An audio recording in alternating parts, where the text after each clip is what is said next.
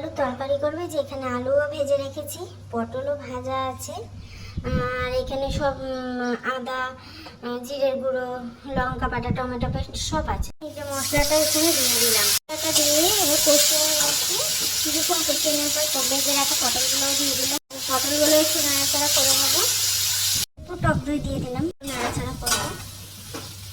আদা রসুনের পেস্ট একটু দিয়ে দিলাম, কষানোর পর জল ঢেলে দিলাম, একটু গরম মশলা ছড়িয়ে দিলাম এর মধ্যে। এবার একটু ঘি দিয়ে দিলাম। যে আমাদের পটল আলুর রসা তৈরি।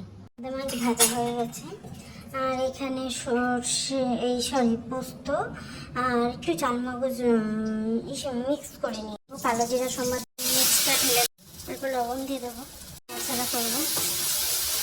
একটু দই দিয়ে দিলাম, একটু নাড়াচাড়া করছি। মশলাটাকে একটু শুকনো শুকনো করে ঢেলে দিলাম। ঝোলটা ফুটে উঠেছে, একে একে মাছটা দিয়ে দেবো সব। এই যে আমাদের পোস্ত বাটা দিয়ে পাবদা মাছ রেডি।